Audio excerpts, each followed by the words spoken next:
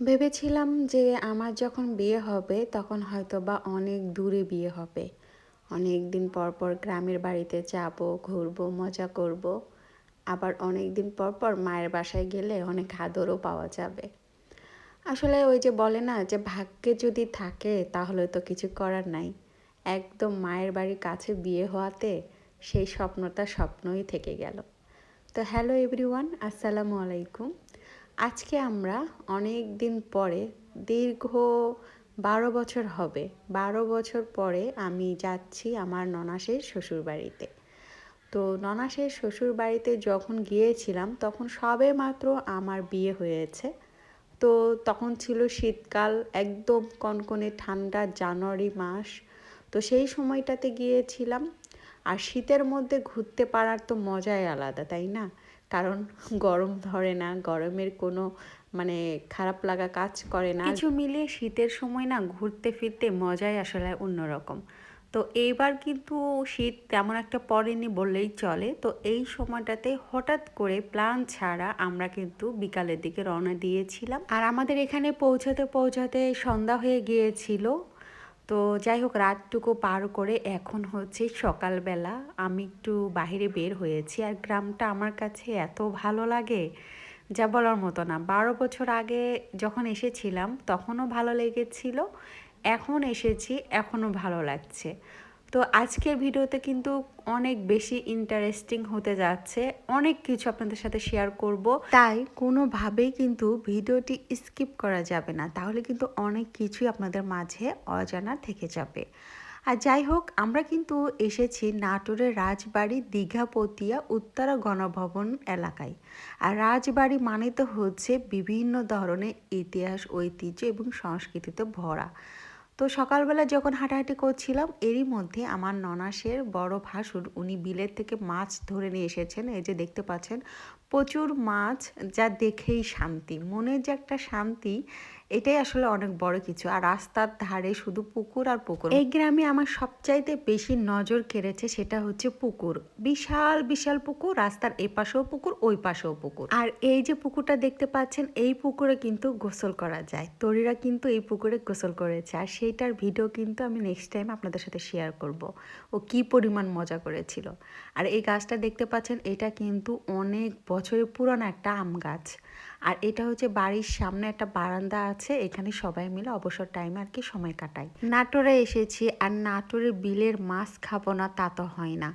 নাটোরের বিলের মাছগুলো কি পরিমাণ যে স্বাদ হয়, যারা নাটোরের বিলের মাছ খেয়েছেন তারা কিন্তু জানেন। যদিও আমি অতটা জানি না, তবে যে কয়বারই গিয়েছি তো এত মজা লেগেছে। মানে এমনিতেও যদি মাছ রান্না করে রাখা হয়েছে, সেই মাছের তরকারিও খেতে ভীষণই মজা। আর স্বাদের কথা কি বলবো, যে কোনো সবজি দিয়ে যে কোনোভাবেই যদি রান্না করা যায়, সেই মাছের তরকারি যে কী পরিমাণ টেস্ট, এটা আসলে ভোলার মতো না। তো যাই হোক, এখানে হচ্ছে মাছগুলো আর কি বাছাই করছে। এখানে অনেকগুলো ষাটি মাছ, তারপরে হচ্ছে ছোট মাছ। তো মাছগুলো দেখেই না অনেক ভালো লাগে। আর যেহেতু বিলে মাছ ধরা হয় তাহলে তো বাসায় এগুলো থাকবে, তাই না? তো এগুলো হচ্ছে আমাদের এখানে দারকি বলা হয়। আর এটা হচ্ছে সম্ভবত কারেন্ট জাল। তো সব কিছুই দেখি বাসায় রেখে দেওয়া আছে।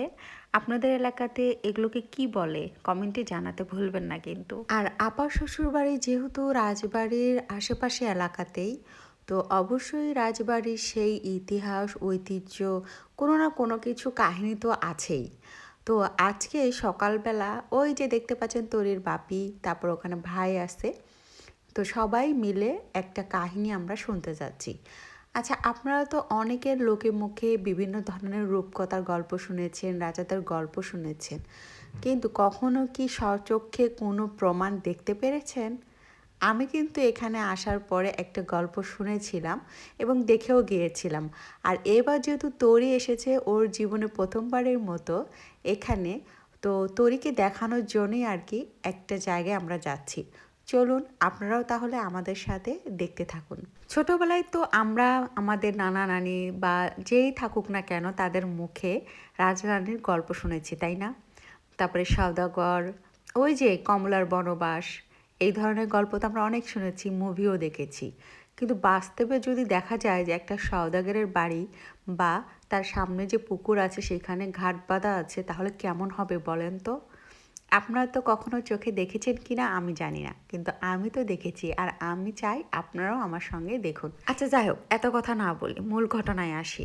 এই যে একটা পুকুরের মতো দেখা যাচ্ছে, দেখতে পাচ্ছেন, আর এই যে জঙ্গল বাছাড় দেখা যাচ্ছে, এখানে ছিল একটা সওদাগরের বাড়ি। সেই সওদাগরকে কিন্তু সবাই মুন্সি সওদাগর বলেই চিনতেন। আর এই সওদাগরের এত ধন সম্পত্তি ছিল যে উনি যখন বাণিজ্যে যেতেন তখন নাকি উনি একটা বড় বাক্সে, মানে সোনা রূপা টাকা পয়সা যা কিছু ছিল সেই বাক্সর মধ্যে রেখে এই বিলের মধ্যে উনি রেখে দিতেন। মানে ওই বাক্সটা কী করতো, বিলের মধ্যে রেখে দিতেন। আর তারপরে ওই বাক্সের সাথে একটা শিকল লাগিয়ে মাটিতে আবার সেই শিকলটা উনি ভালো করে কারো সাথে বেঁধে রাখতেন, যাতে করে ওই শিকল দিয়ে টেনে আবার উপরে উঠানো যায়। আর সেটা কিন্তু কেউ জানতো না। আর ওই সময় তো নাটোরে তখন এই যে আমরা এখন যে পুকুরগুলো দেখতে পাচ্ছি, তখন তার পুকুর ছিল না, এগুলো এখন পুকুর হয়ে গিয়েছে। কিন্তু তখন কিন্তু বিল ছিল, বিশাল বিশাল বিল ছিল। আর সেই সময় কলকাতা থেকে সওদাগর রাজা ওরা সবাই আর কি বাণিজ্যে আসতো, এদিক দিয়েই আর কি ওরা যাতায়াত করতো।